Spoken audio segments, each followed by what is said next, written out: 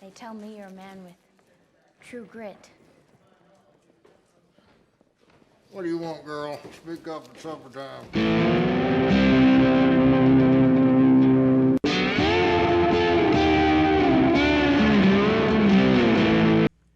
Ladies and gentlemen, boys and girls, it's time to drop the hammer on the fastest podcast on the internet, the True Grit Podcast. I'm your host and former IMCA Modified National Champion, Shane Davis, and my sidekick, Pat. How's it going? Going great, buddy. All right. Going great. Glad to be here. Lots of racing. Ready to get down to business and talk about it. All right, we're going to do a short recap of some of the racing results from last week.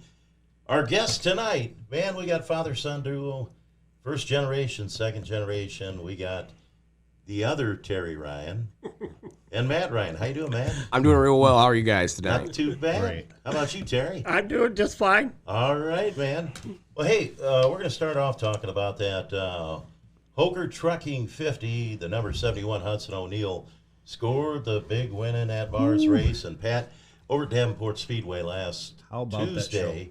I mean, my God, you really had almost a World Outlaw show with, the talent that showed up to run that night. Yeah. A lot of the guys getting them tuned up for our show coming up in 3 weeks. Going to be our three-day World Outlaw special. But how about Hudson O'Neill, man? That pass he made, there at the end of the race to take the lead.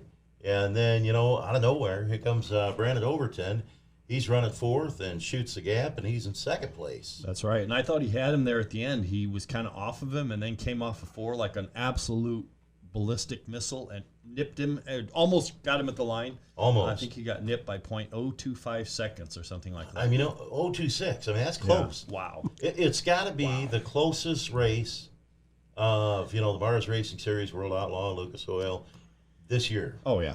I mean, and there's one thing about that quarter-mile racetrack over there at Davenport when Ricky Kai comes out with the doctor, Al Deloy, and they do that farming session before the feature event. Man, they work that thing, and just makes for a great feature event. We'll go down the top five. So Bobby Pierce rolled home third, kind of broke his string of victories that he had rolling on that Hell Tour.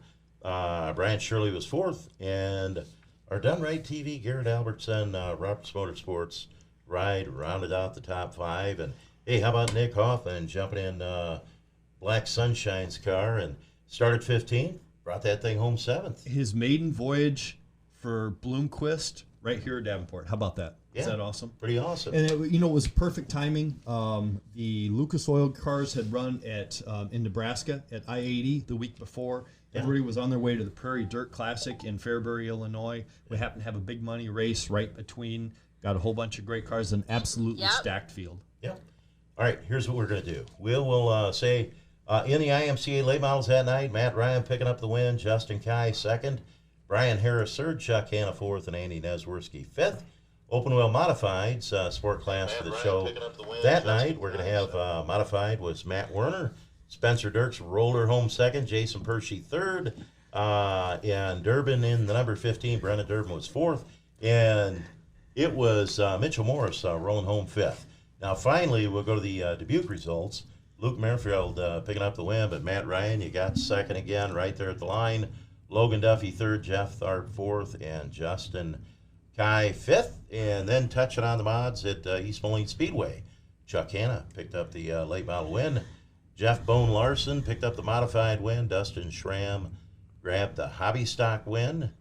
Andrew Burke, Dustin Schramm got the sport mod win. Hobby stock was Andrew Burke. Jesse Owen in the street stock. RJ Gonzalez in the mod light.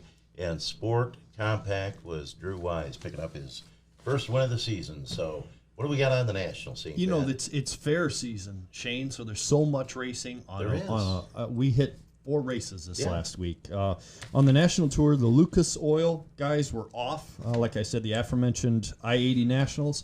However, all focus was on the Prairie Dirt Classic in Fairbury, Illinois. There was a couple of guys that came to Davenport that had not run either Davenport or Fairbury before, one of them being Stormy Scott. Yeah. Went out, set quick time, had another great show at the Prairie Dirt Classic. The way that the PDC runs is it's a 2-day show. They have a qualifying. Then Friday nights, They break them up into 4 different main events. Yeah. And then Saturday, the run for the $50,000 to win. On the Friday night show, Ryan Gustin won the feature number 1. Okay. Bobby Pierce dominated feature number 2. Stormy Scott, feature number 3. And Hudson O'Neill won feature number 4. Do you see a commonality there? Yeah, just How like about that? Davenport, man. That's 3 right. of the 4 cars. That's right up front. 3 of the 4 guys that ran well here. Yeah. Ran up front at the Prairie Dirt Classic. All right. Saturday night for the big money, some little known guy, I'm not Can't sure. remember his name. This guy, I think that he may turn out, he's got potential. I'll just say he's got potential. Yeah. Some Kyle something or other. I'm not exactly sure what his name is, but Kyle Larson, I tell you what, I know we talk about him a lot, but the talent level to this kid is just absolutely unreal. It's generational. It's once in a generation. Yeah. Jumped in the Kevin Rumley's Longhorn, the number 6. They only run a handful of races a year. Yeah. He goes out and he was running, I don't know if you guys have seen the video, ran right through the middle of the racetrack, dominated the majority of the race.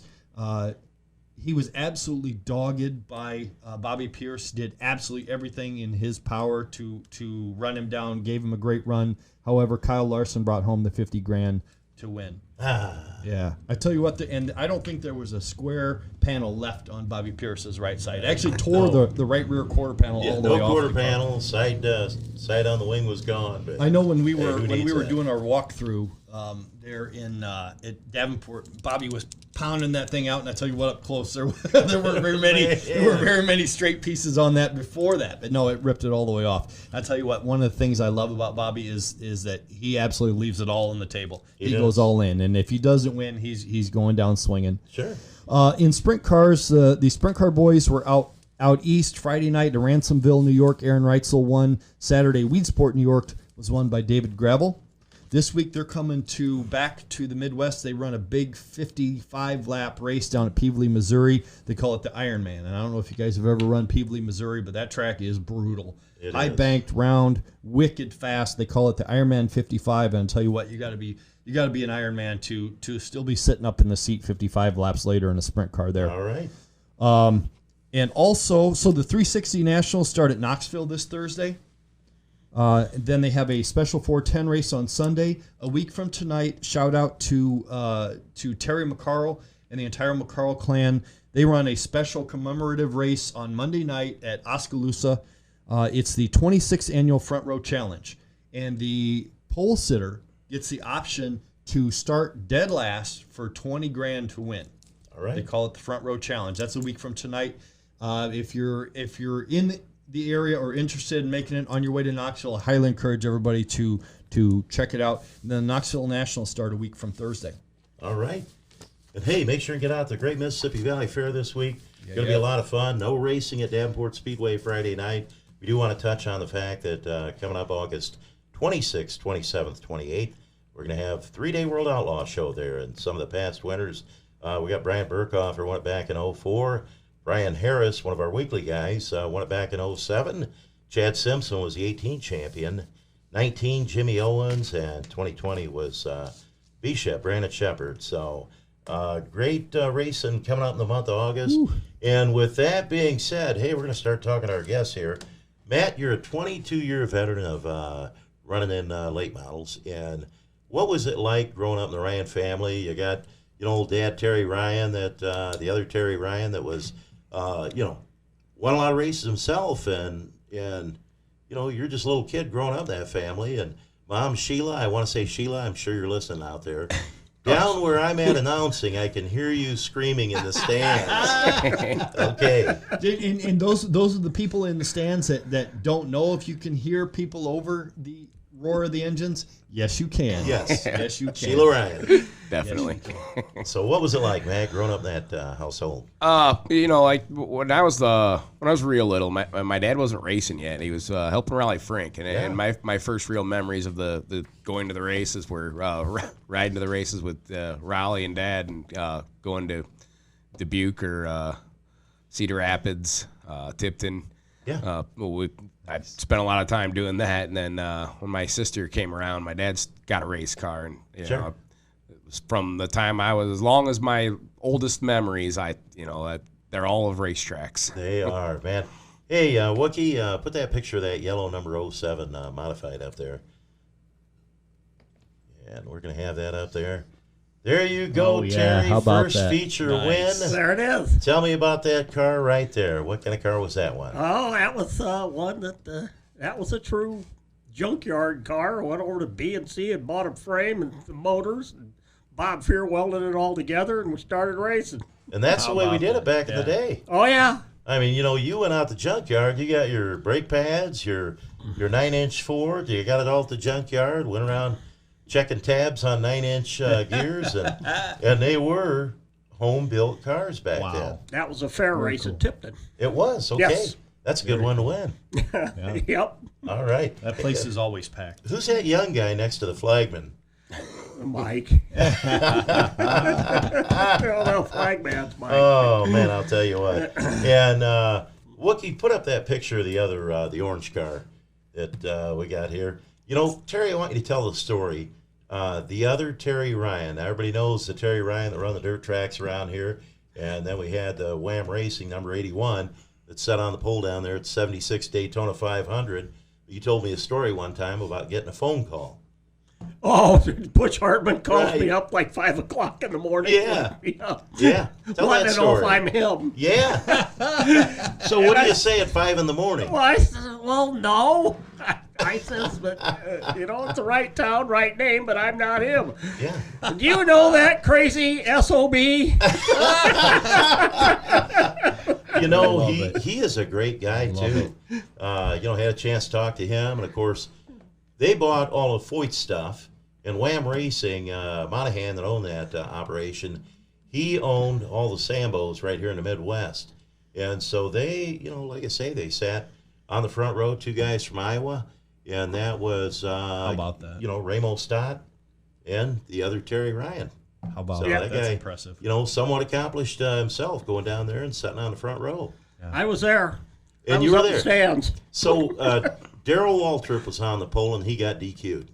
I think so. A couple of them did. There was a couple of guys up there and I forgot who they were, but I remember the race. And so I thought it was kind of funny when all these years later when Michael Waltrip started up in Michael Waltrip Racing, and he got, he was at Daytona, got penalized because they found oxygen-bearing additives in his fuel. I thought, man, you're like the old man. Trying to do whatever you can do, get a little faster. right. Isn't That's that right. what we do as racers, though? Oh, man. Hey, So while we have a break, if you haven't already, please like and share. It helps us out. We're on Facebook, YouTube, Spotify, Twitch. Please make sure that you smash the like button. Also share it.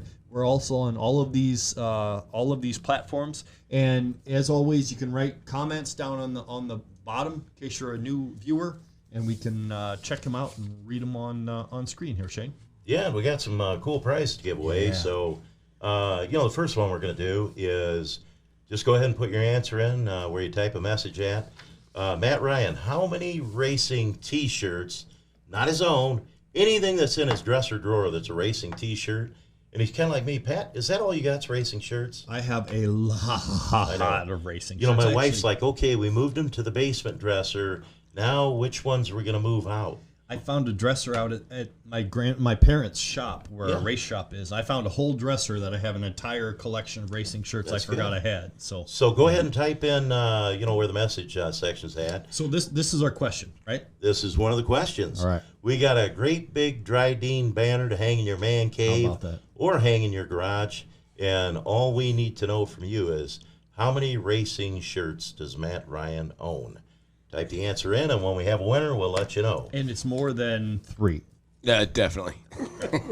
Yeah, a little more than 3. So let's get down here. Wookie, put that picture up of Matt Ryan and his national championship picture. Good guess, Grip. That would be with the big trophy and look at that. How about that? You don't have no race shirt on in that one. Matt, tell me, 2 years, you ended up finishing in the runner-up position.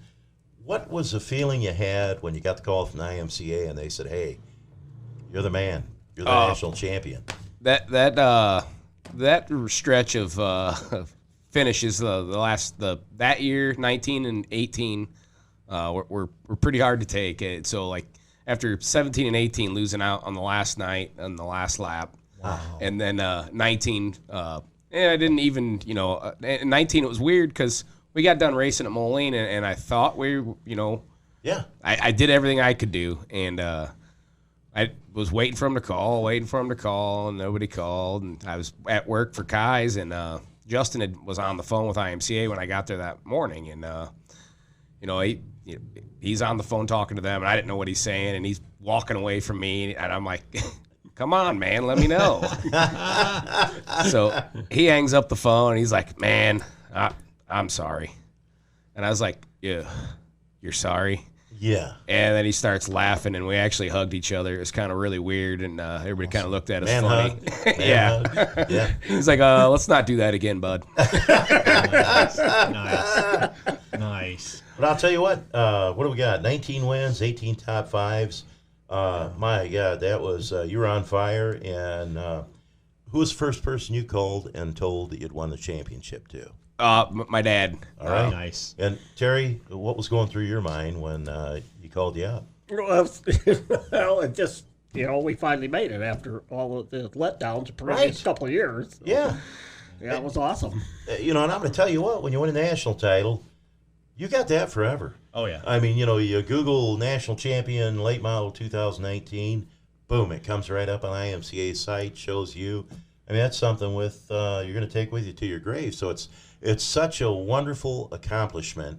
And when you look around the racing world, there's not too many people walking around saying they're national champions. So, Matt, that was so awesome that year. Yeah, it definitely meant a lot. And just for the times we've tried and gotten so close, and then to finally get there it was pretty amazing. Sure. Now, tell me about the chassis you're running right now. Is that still a Hawkeye car? Yeah, it's a 2019 Masters built that through S&J Motorsports, which in 19 was Justin and Scott. Yeah. And we got 3 cars that year, late model wise, that were all the same, that were a bit different than everything we'd done before. Okay. And currently, me and Justin are still driving ours. They're one number off. Yeah. Is that crazy? Yeah, the third one's the one that Mark Bergdorf drives in Burlington. Oh, how do you like that? Yeah. That's a cool story. Yeah. So, Terry, you had North Brady Imports. Yep. Like me, you're retired now. Yeah. So, answer me, how does that impact your racing program? I don't know. I mean, you're still winning. Yeah. I mean, I've always, I always had a day job, but then I was always in the garage at night. So, and nothing changed. Right. In 1991, when I switched to late models, we decided to build a new building for North Brady Import. That was All a busy right. year. Oh, yeah. You got a picture of that late model Wookiee? Oh, hey, we got a winner on the shirts. We have some. How do you like that? Have some numbers. Yeah. Okay, Mom, you cannot give the correct answer. How Because cheating. you wash them. You talk to his wife. So we're at. She's cheating. I know. She's and we just came up with that 107 number. for Christian How Baldock. about that? Nice. 107. And so that would be Christian. We're going to have that banner waiting for you over here at Done Right TV. That's It's Elmo. Elmo. We know Elmo. Well, working for Rocket Rob, and one of these days Rocket Rob's going to surprise us all in return. But hey, Elmo, get over here to 1414 West Locust Street. That's right. And you can pick up your racing banner for your man cave. They're here all day long, every day. Keep listening up. We got another question we're going to give you later on in the second half of the show. Okay, so Terry, this car here, is that a Frieden car? Nope. It's not. Okay. I looked the way the bars come down and tie into the front stop. That's a Terry Hurst car. Terry Hurst car. Nice. Okay. Nice. Midwest Fabrication. That's right. Yeah. When he was just working out of his garage. Yeah. And so you had a lot of success in that car too. Oh, yeah. Yeah, I love that car. Yeah. It was fast. And, it surprised me. He had that deal with Oliver where he was building Tri-City buggy cars and building his own cars. And Catherine won the IMCA National Championship in, I'm going to say, 84 in that Midwest Fab car. But they kind of went away, and, here we are. So we got Shane Ford saying, got to meet Matt last Friday night at Tipton. Appreciate him taking some time out for a picture. And now, Sheila, you're going to be yelling at me at the races coming up at Davenport, aren't you? Yeah.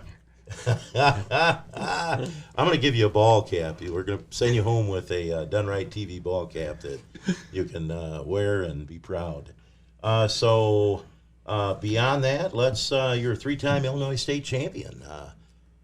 Yeah. With IMCA, we go to, during those years where I raced all the races at Moline, and they'd always have the races in LaSalle. And, for the most part, with Quincy once in a while, those were the nights that we would race in Illinois, and I'd be at all of them. And, all 3 of those places I really enjoyed. So that was always neat to get that done.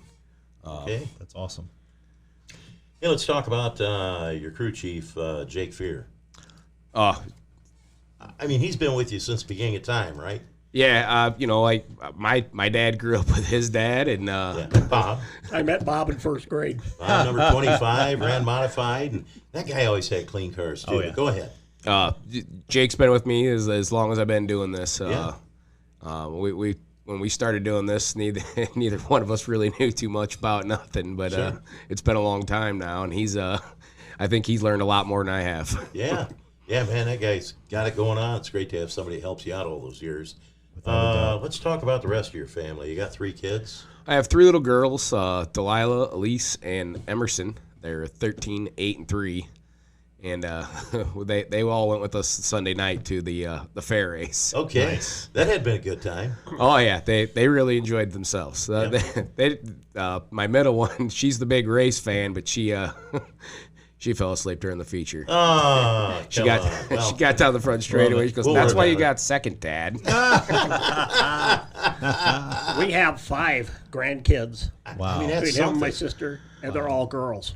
All girls. What's going on there? I don't know. We got to get another guy in there somehow, man. I Can think you we're have a done. talk with Molly and tell her one more time? All our children are 5 years apart, and Emerson's going to be 4 in October, so I think that cycle should begin again. Oh, I go. This time it's got to be a guy. We got to have somebody to take over the reins here, a 3rd generation member. It's true. Well, Yeah. Emerson, the youngest one, my middle one, she's Pat, you can appreciate this. We took her to Burlington a couple years ago. She was probably 5 or so. And now sprint cars is all this little girl wants. It's all she Nice. talks about. She's How's like, that "Daddy, I want to happen?" drive a sprint car." Nice. How's that happen? They got wings. We don't have sprint cars. After we got done with going to Burlington that night, she come home and she's like, "Daddy, you put a wing on my bike?" I like this girl already. This is awesome. This There is you awesome. go. So, hey, Matt, down in the pit area, how is the camaraderie with all the other late model drivers down there? For the most part, we all get along really well. You know, there's nights and times that you might want to avoid a guy. Tony Yeah. Stewart one time referred to the racers as all brothers. Yeah. Sometimes you hate each other. Yes, sometimes- that is the truth. That is true. I remember racing for always national together. title, and you gotta be aggressive, and sometimes that White Castle slider doesn't quite work, and so I always told the guys that traveled with us, I say, we're going to win a national title. We're not here to make friends, and we want to get along with everybody, but we're out here to win races, and so there were nights. I remember coming to Liberty and getting into it with one of the mod guys that was up there. The big show they run at Liberty every year back when the Yankee. We're running 1, 2, 3. I think Mike Frieden's leading it. The number 99 mod's running second. Mike Schulte. Mike Schulte. And I'm running third. And the guy, I got power to get around Schulte, but he keeps coming down on me going into turn 3. And, on turn 3, you don't want to run up high because it flattens out and you'd head for the wall. So I'm trying to, get by him on the bottom. Man, finally, I got the waving green flag, and we go down the back stretch, and Schulte's clean up by the wall, and he dives her down on me, and I thought, we ain't lifting this time. And pow! Man, I hit him in the left rear, and he did about 5 360s and bounced her off the fence. So we had a skeleton crew that night, and the crew I had did not like to fight. And when I got down there, I think everybody that knew Schulte was on top of my trailer. So I just cranked her up about 7,500 and let her rip, and they scattered like cockroaches. But, again, we just get back to the old story that I like that guy. He's a great guy and all that stuff. But that night we just kind of had a little slugfest there. And Sometimes that happens. did what we had to do. We Sometimes came that home happens. second, and Frieden won it, and I didn't have anything for Frieden. Mike But, is my brother-in-law. Mike Nice. Free. Frieden. Oh, good. All right. I was hoping I was going to say Schulte. Yeah. Hey, he's listening Matt- right now, Shane. Yeah, No. and Matt, you were just saying before we went on air that you were running second the other night and went to try to make a pass for the lead. Tell us about that story. Sunday night at Sunday Dubuque. night, I just gotten into second, and when the laps were winding down, and prior to me getting there, how I got to second was the kid that was in second slid Luke Murfeld, and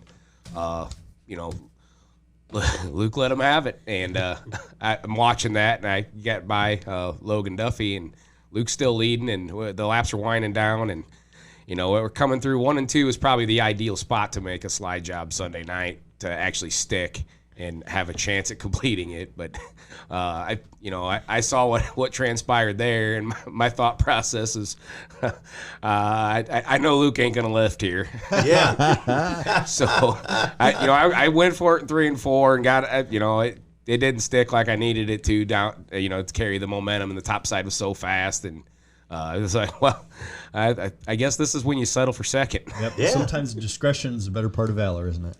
Definitely. Well, especially the fair week coming up. And I tell you what, that speaks volumes to your style. And as I've gotten to watch more and more of the late model races, one of the things about your style is that you're not a bonsai kind of a guy. I like to say quiet fast, because it's like all of a sudden, hey, where did this guy come from? Where'd Matt come from? Yeah, all of a sudden, hey, look at Matt's racing for the lead and you're not like crazy, run the wheels off the car kind of you're always fast, but you're always smooth, and you don't take a lot of risks about that. So Okay. Yeah. Hey, Props. Brad Peak's got a question up there. Are the Flying Ryans Donaldson Friday for the Drive for 5? It's on the schedule. We'll get through Wednesday, and we'll see what transpires after Wednesday. Yes. All right. And anybody's got any questions, please post them on the message board, and we'll get them answered for you. one of the things I always like to ask everybody is the 07. I always like to find out, because there's normally a good story. Where did you guys get your number from? How did that come about? I have to default to him. Right there. Look at this. Now, hey, Wookie, can we get the camera on that 07 that Terry's holding up right now? Am I in the way? Hold it up in the air a little bit. There you go. 07. A little bit lower there, Towards the Terry. camera. Okay. There. There you go. Matt's got her. Nice. So how did the 07 come about? That's Sam Reeks. Yeah? When I was helping Raleigh, he'd come down here, and he's the only guy that come down here that could beat Ronnie Whedon. And we got to know him. And where was he he'd from? stay at Raleigh's house. He was from out east, but he was driving his cars out of Freeport. Okay. And we get to know him, and he just made an impression on me. And Sure. when I started racing, that's where my number came from. Nice. Oh, man. Nice. Yeah, that's awesome. I love good stories like that. So, Matt, the old IMCA Dairy Series, do you miss that? I definitely do. I miss it a lot. The SLMR and Joe Kosiski is bought that and has kind of taken it and done a similar type series with it, but it's not quite the same guys, and it's a little bit more traveling. The Deary series mainly focused on everybody's home tracks, and we Right. get around to a lot of different places, and just the way IMCA is set up now with the crates and the plates, that the guys with crates, they're not going to be at an SLMR race. It's just Absolutely. it's not. And that asks the question, are you running a crate? No, I nothing against the crates, but when they came up with that plan, I had 2 spec motors, and I mean, my God, all that money wrapped up in them? yeah. So What do you do? We never got onto the crate program. I drove modifieds with crates in them, and I think they're great for mods. Yeah. I prefer myself to not run a plate weekly or ever. All right. But I mean, I get Ever. that. Hey, I get that. IMCA's thought was to try to grow the class a little bit man. more. So how do you feel like that the spec motor competes with the crate? Do you feel like there's a distinct advantage there? I think a lot of places it can go either way. I think it's really close. Like Friday at Donaldson that Brad Peak was talking about. That place is. I would prefer to have a crate at Donaldson. Okay. Now, let's say we go to East Moline. I would prefer to have a spec motor. But right. It just kind of depends where you're at, and it's pretty even. But there's places that spec motors have a bit of an advantage, and there's places that the crates have a bit of an advantage. Nice. It sounds They like got you it pretty leveled close. out. Yeah, that's what I've heard a lot. Yeah. So, Matt, you run a lot of tracks. Do you like quarter mile, 3/8 mile, half mile? I mean, what do you prefer to run on? The smaller the better. Smaller, better. Ain't that the truth? Nice. And tell the fans out there why the short track is better. There's no time to think. There's no time. You're just simply reacting on the short Hammer tracks. down. And yeah, I mean, we get on the big tracks. We go to West Liberty or something. I'm like, looking around, finding mermaids and unicorns. And, At Davenport, they used to have the drive-in theater, so you could watch a movie while you're going down a backstretch. Yeah. That was a great thing about it. So, Matt, what is your favorite hack? Do you have one favorite place that you just love more than anything? Well, he's not going to tell you. Oh, that. that's right. That's one I of do, our I do. questions. My He bad. does have. We have a production meeting before we go on air and everything. Yeah. Hey, There so really is vodka in this thing. I'm not that sure. is going to be one of our questions right now. We'll go ahead and ask it now. And type in a message. What is Matt's favorite racetrack? All you got to do is type in the track you believe it is. That's what I am. And we got a toolkit here, and make sure you're in an area where you can drive down here to the studio to 1414 Matt Ryan's West Locust and Matt pick it up. Ryan's favorite racetrack. Brad, no. Hey, Bruce Fosdick, sharp-looking hats, guys. They like your done-right hats. And Bruce's brother, Brett Fosdick, passed away this week, so we want to offer our condolences, our thoughts and prayers for Brett, and please keep us posted on Facebook as far as when the services are going to be. We don't have it yet, and I like Elmo's Quad City Super Speedway. That's not it, right? I like that. Tipton, Knuckleball. Burlington, Knuckleball. Man, we got them all up there. Jeff Hollowell wants to know who writes the Facebook Ryan Race Reports. well, That's classified. That's right. I actually write the race report, Nice. but I don't write it so it seems that I'm writing it. I try to make it sound like he's writing it. There you go. Pin it on Dad. I thought you were going to see it was like a Kentucky Fried Chicken recipe, Just had it hidden away, or Bush's Baked Beans recipe, or any of that stuff. My press agent, right? Yeah. My publicist Still, writes all they're of going. that. And you still haven't guessed who it is. Yeah, I don't see anybody up there yet. They're Pat, getting keep close. talking. I'm going to grab something out of my briefcase. All right, that sounds good. So I tell you what, Matt. One of the things that I always like to ask people is a dream. Okay, so if somebody came down with a magic wand or a genie in a bottle and you were able to rub it and poof, you got to run your absolute dream race. You didn't have to worry about budget, tires, location, travel. If you got to pick the dream race that you got to run, what would it be? The World 100 for Kevin Rumley. Nice. Wow, Nice. wouldn't that be something? Yeah. I don't think the seat's very open right now. You know, Yeah. I think the kid that he's got in there is doing an adequate job. I'm just going to go with he's younger than me. Yeah, you know, I heard he's got a full-time gig, though, so you never know. He does get busy. Keep guessing on that racetrack. You Never guys know. are. I like that. I like Not that even getting answer. warm. That's fun. One of them guys knows Matt better than the rest of them. There you go. Hey, Matt, so, and Sheila, you can't guess. Matt, tell me, do you have a worst moment in racing? There, yeah. Let's hear about it. Probably the worst night that I've had was 2018. All right. Season championship, I believe, at Makokata, the final point weekend. Yeah. I needed to basically finish second and then beat Jeremiah Hurst, Okay. which I had been handling him at Makokata for most of the Right. year that Okay. season. And I was right behind Maya, and they're like 3 wide in front of us for the lead, and we both had to start 12th, Okay. 11th and 12th. And Sure. so the guy got turned around, and then Maya saw it before I was tucked up underneath him, and the guy ended up right in front of me. And I hit him wide open. Dude. It basically ended that car for the weekend. Right. And that was the final point night. I needed to go Sunday. Okay. It was looking like I wasn't going to have to. As long as I finished that race, for the most part, we're gold. But that happened, and then the realization of, that was it. Yeah. That was one of the heartbreakers. Oh yeah. And then when that happens, you're like, man, I'd rather miss out by 100 points than be that close, and to have somebody that's out of your control, Right. yeah. can end your dream. Well, so the next night we go to Moline, and Hold it right there. Carl Thompson, you are the winner. LaSalle is his favorite racetrack. So, Carl, I think Dude had it first. okay, you look up there. Jeremy Roth. Jeremy Roth. All right, Jeremy Roth. There we go. I'm going to write your name down there. That's Dude. All right.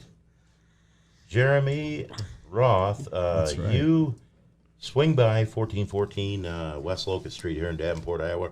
Right down from the racetrack, right across from the old restaurant that was, come on, Terry. Oh, Rafie's. Reefy's, come on. All right, there you go.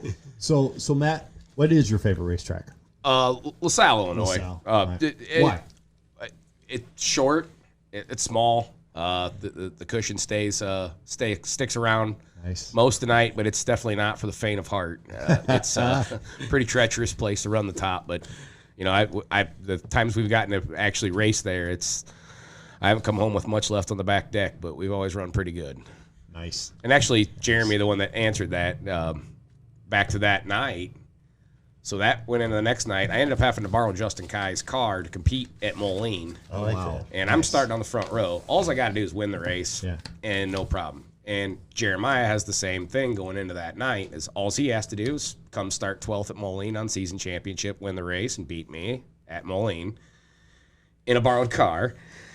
And then he would win it. And he ended up Justin told me to drive that car like it was mine, and I didn't listen to him very well till the last few laps, and by that point, Jeremiah had gotten by me, and that led to probably the greatest moment also that was in a not winning sense is Rick Hurst, Maya's dad, who passed away a year ago. Yeah.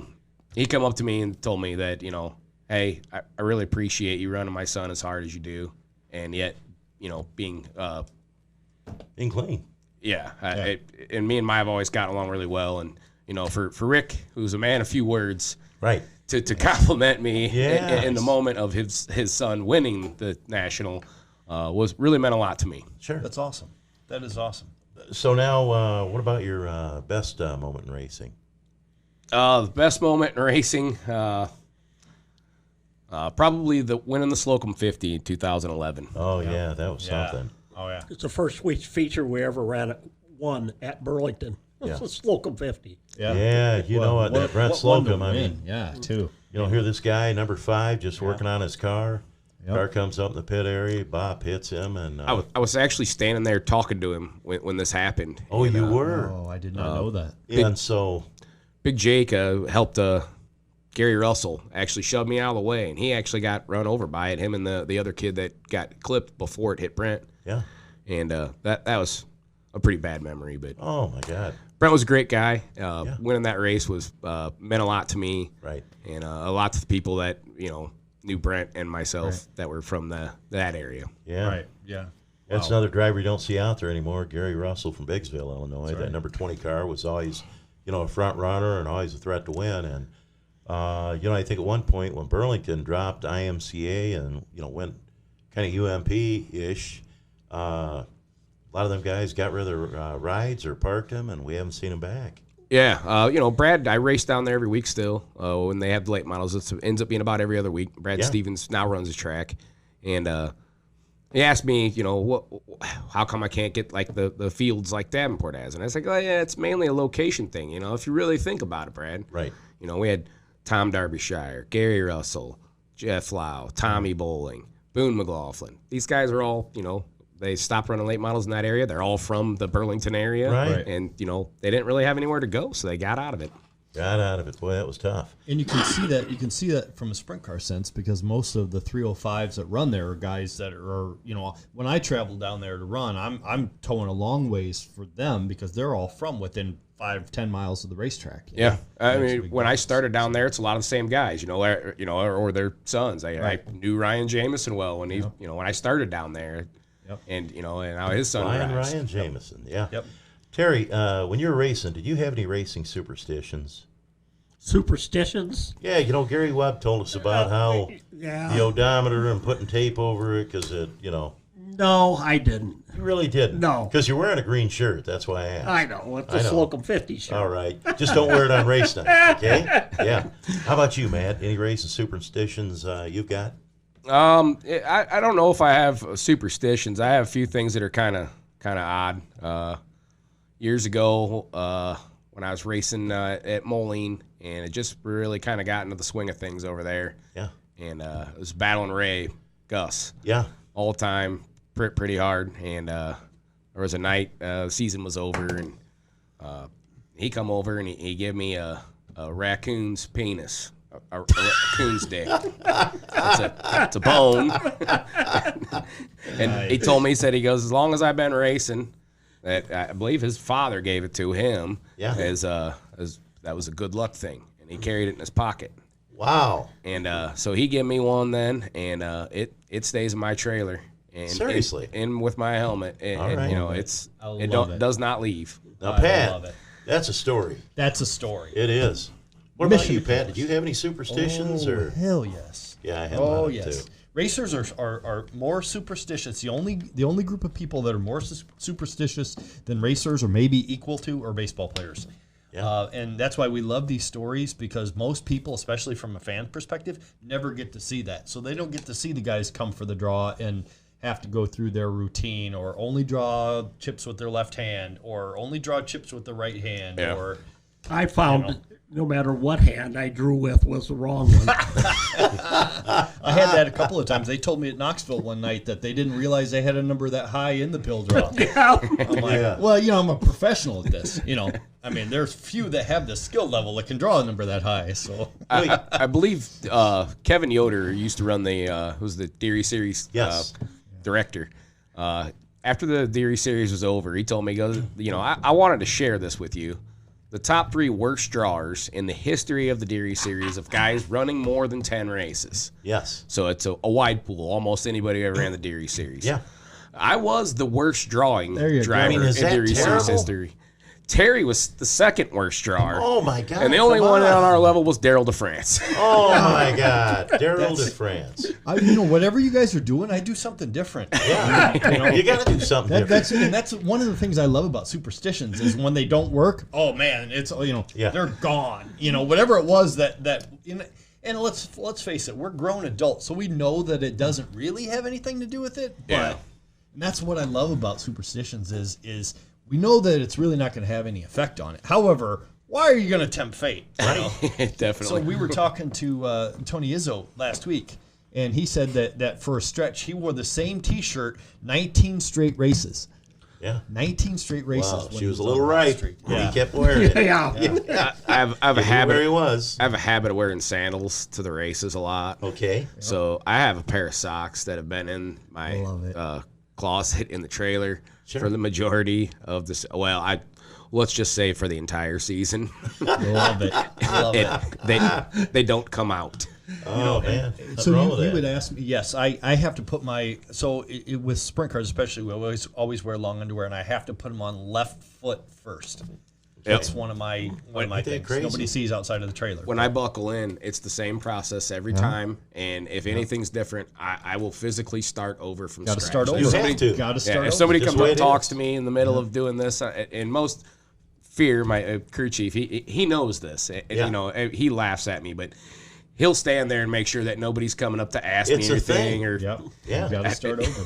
Yeah. So while we're on the subject, you had mentioned, I've been saving this story. Yeah. You had mentioned the drive-in movie at Davenport. Right. Okay. So talking about superstitions, in 1975, and don't hold me to the year,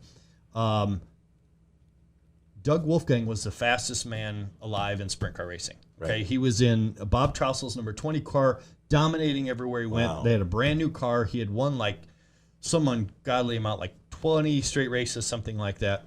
Came to Davenport to run an open race and destroyed the car going into turn 3. And Bob, I don't know if you guys know Bob, actually is about your size, looks a lot like you, Terry. And he was hopping mad. He couldn't figure out what the hell happened. He just went down in the corner. It looked like something broke. And he pulled Wolfgang aside and said, what happened? Did you break? And Wolfgang was like, and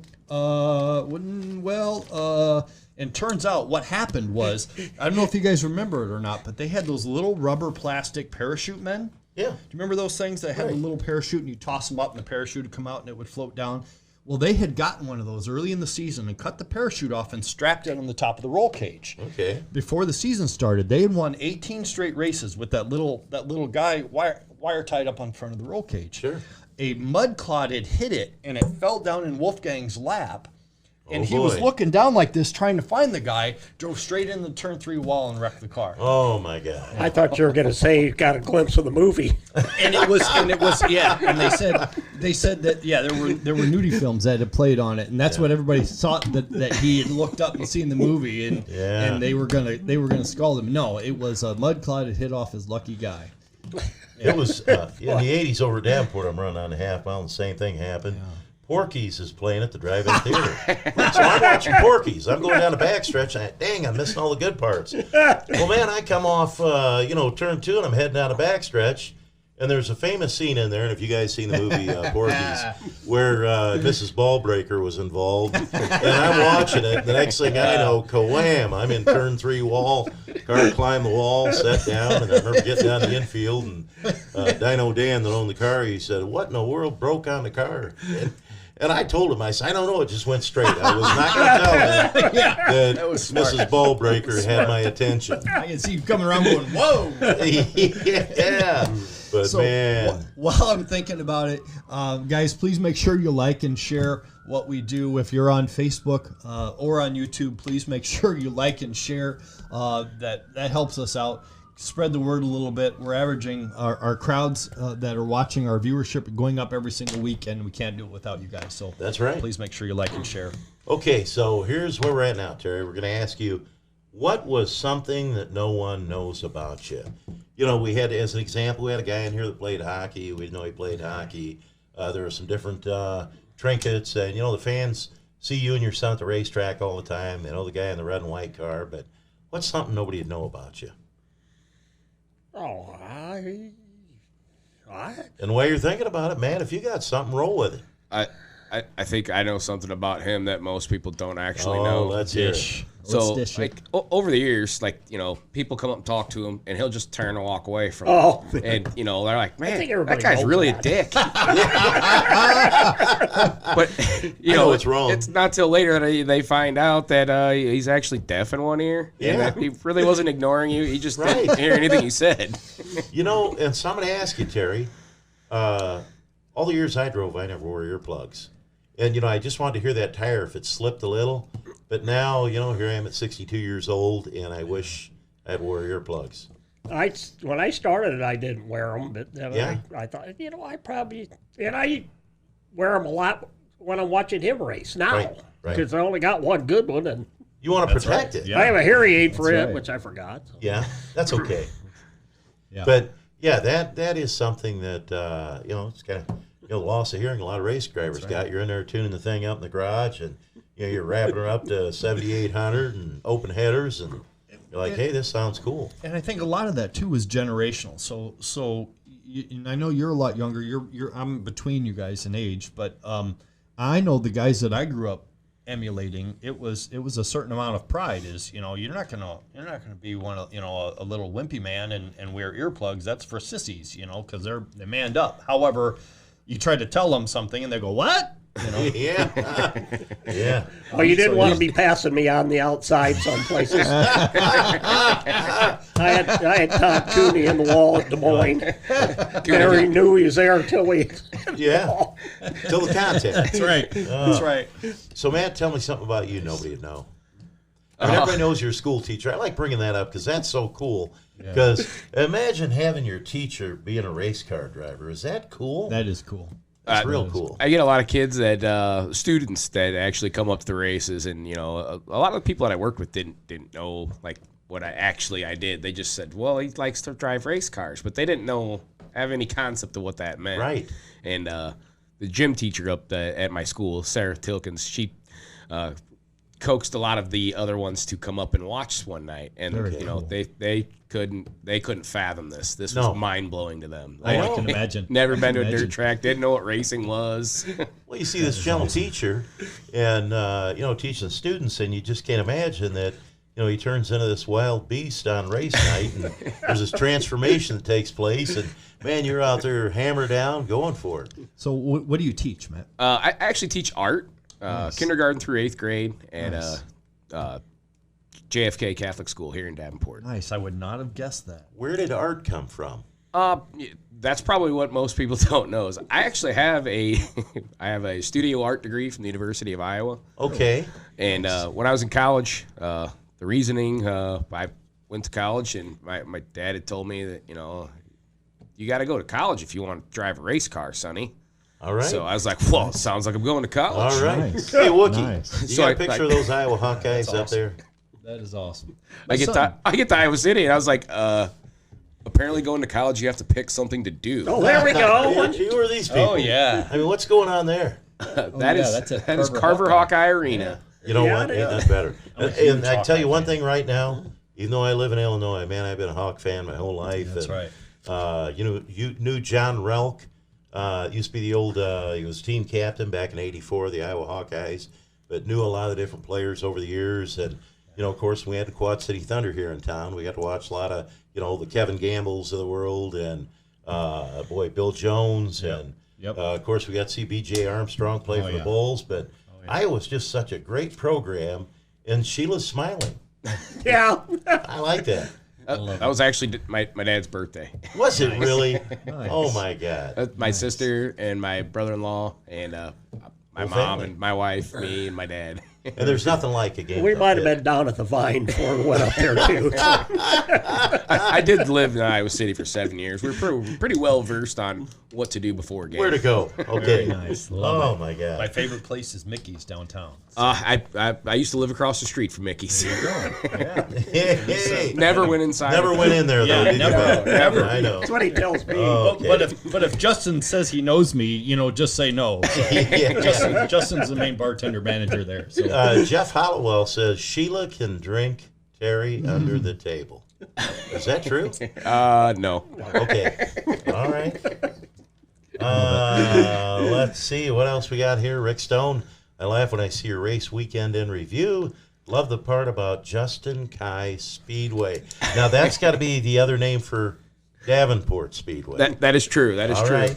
Okay. So Well, I for the many years now in the summers I've worked for the Kai family for Justin at the shop, and so I get a lot of grief from Justin. So last year during his run of I believe there was 9 times that I had to lead within 3 to go. man, dude, He'd get me. you're breaking my heart.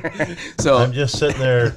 I mean, I lay down the hardwire mic. I pick up the wireless. I'm ready to go down and present you the check. And I'm standing at the top of the steps, and I'm just like, this is heartbreaking. He pulls the White Castle slider and just steals it away from me. Always gets that late restart. I know.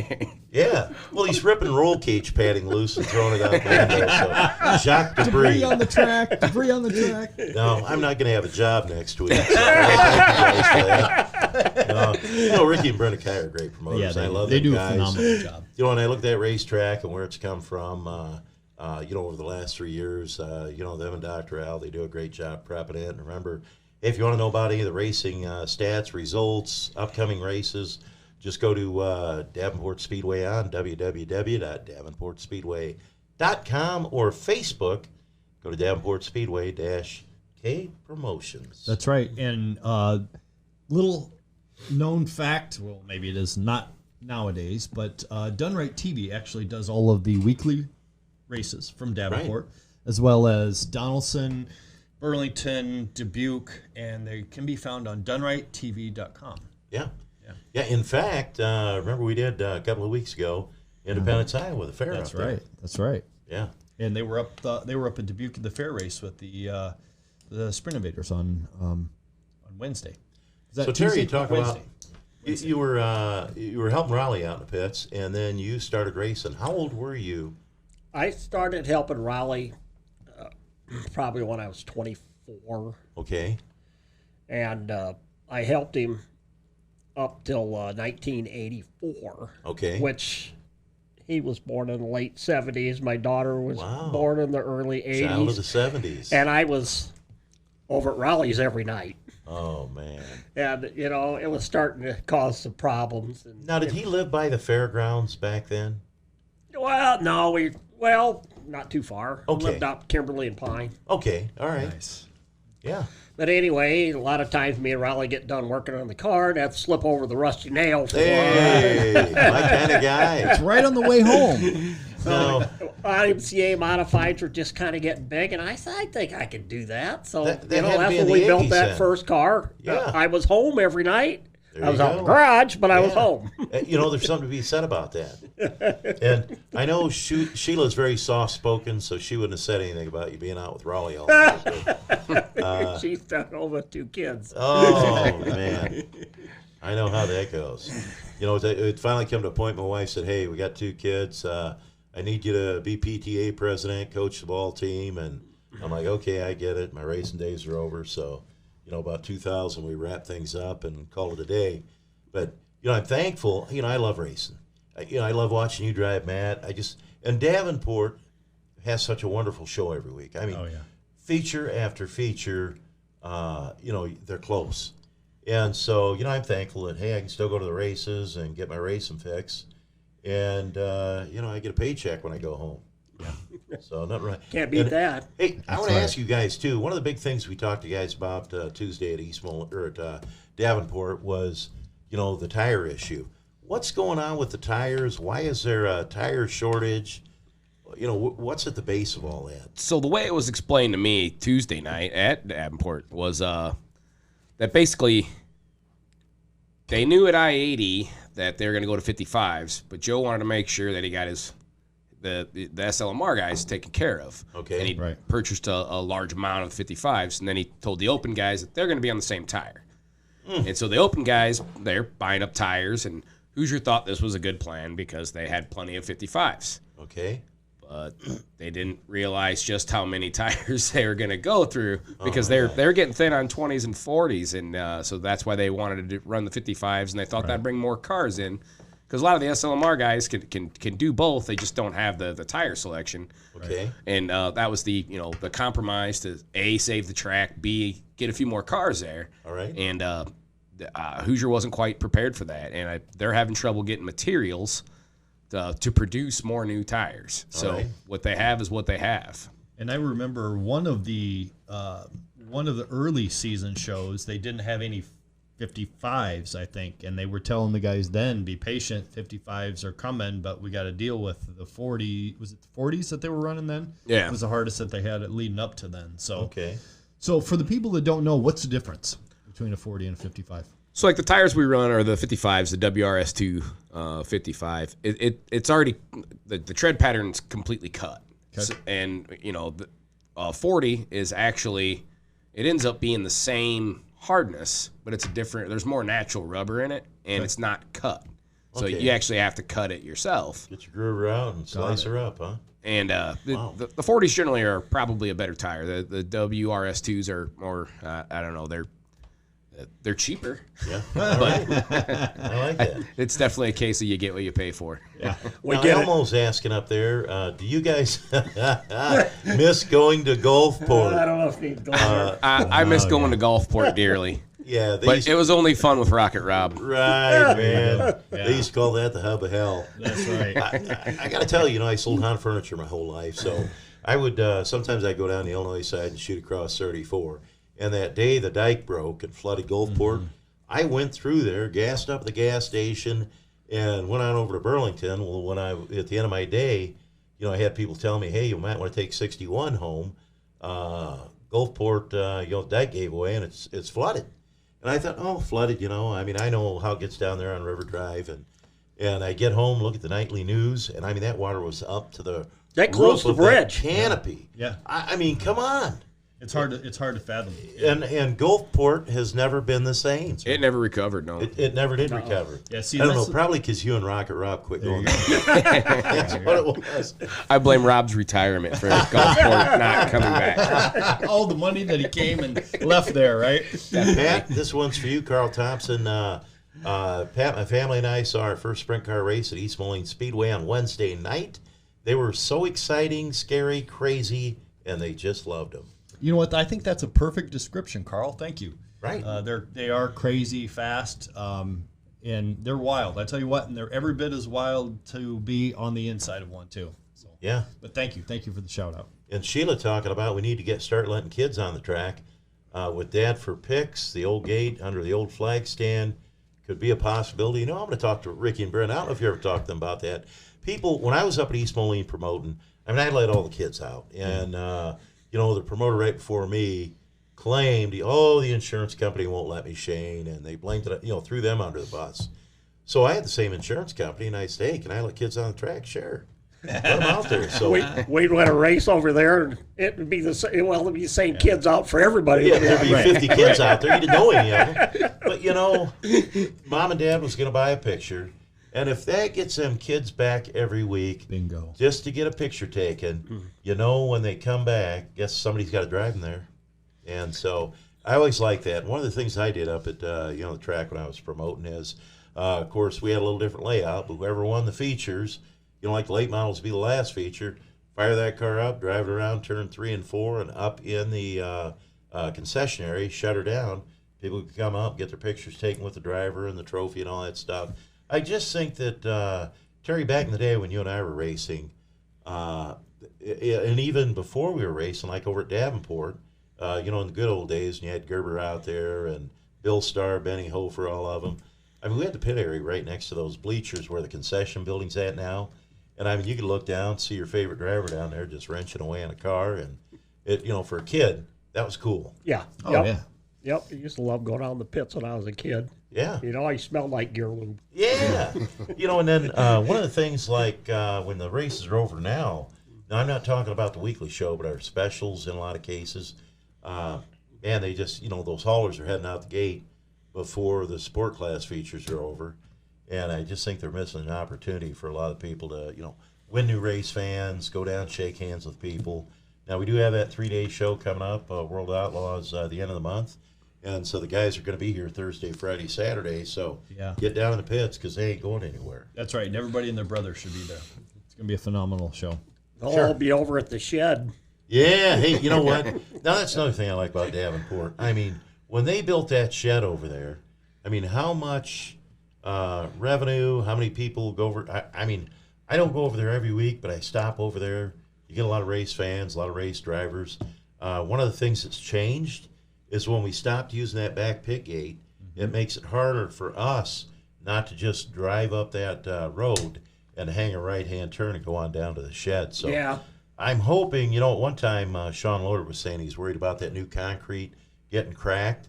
And so I was talking to Scotty Harris-Relk, and I said, hey, how long does it take for that stuff to set up? He said, after the fair, Shane, you can drive a semi over it. You ain't going to crack that stuff. So I guess, my hope is that Sean Loader is going to say, hey, we can use it again and open that back pit gate, and we'll be able to get the fans, out to the shed, get us up to the shed, and make it a lot easier. I've only spent a limited time in the shed, but from what I'm told, Kevin, the bartender, is really good at bartending.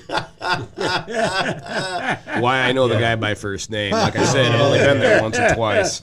Yeah. And All if he right. says he knows you, it's a lie. Definitely making it all up. Well, guys, we're about ready to wrap the show up. Thanks for coming on tonight. And do you have any closing remarks, Terry?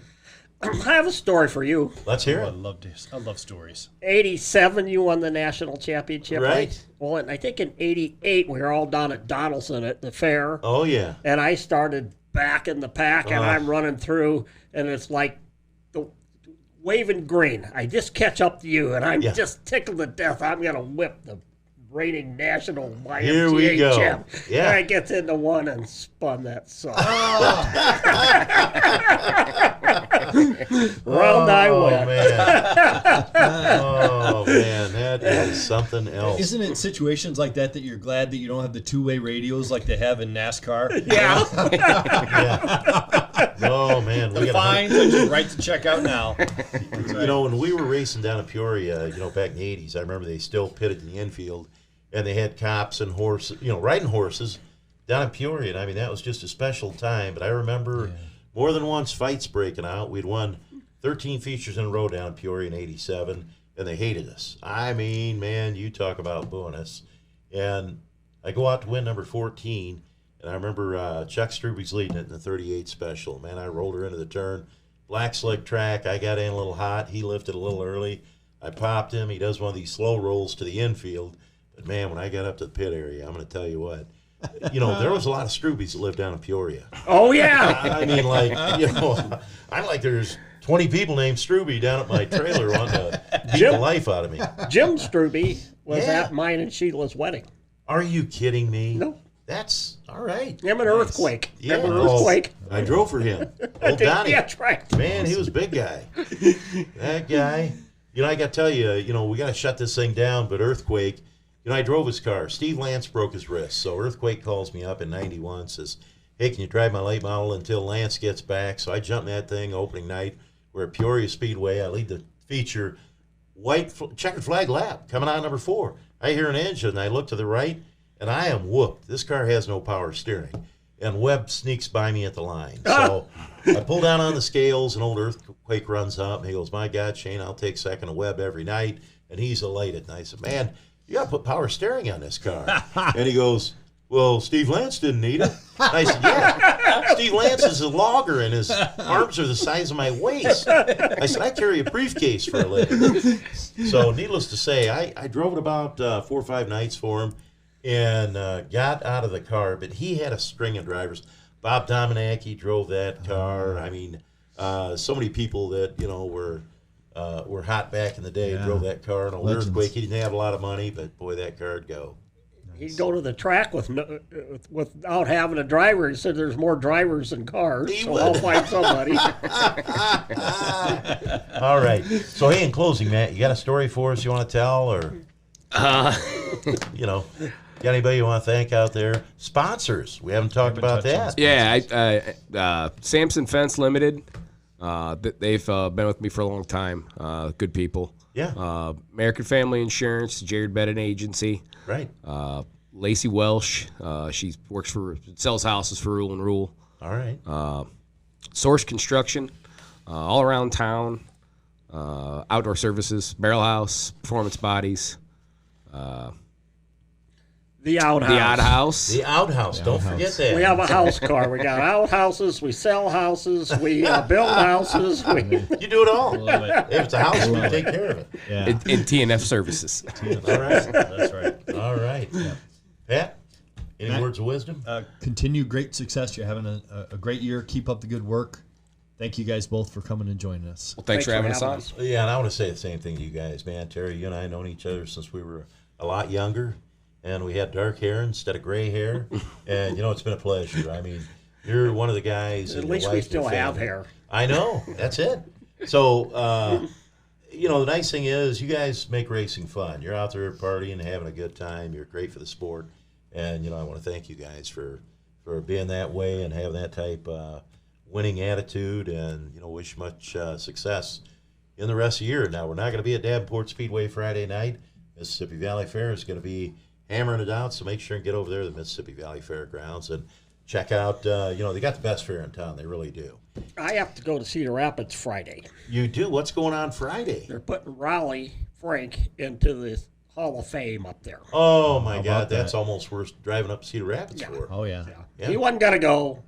Come on, And I Raleigh. said, I'll go with you. You don't want to do that. Now, Yes, Terry, I do. Are you going to take that brand new red vet he's got? We might. I got to tell you, I bought my wife a new car, and I was puffed up and pretty proud, and I went back to pick it up at Bob Erickson, and I said, hey, whose red vet's that sitting over there? We just got it prepped. It's Raleigh Frank's car. I'm like, geez, give me a break. Yeah. Wow. And I went over and kicked my Malibu and drove it out the door. Hey, just want to remind everybody, coming up August 26th, 27th, 28th, World Outlaws, Davenport Speedway, and weekly racing returns a week from Friday night. Remember to check out the fair. We're all going to have a good time. Thanks for tuning in here to the True Grit Podcast. We're going to be back again Monday night, 7 o'clock. Please tune in and listen to us. And everybody, just have a great night. And Pat and I will be seeing you guys around the track. Good night. Good night.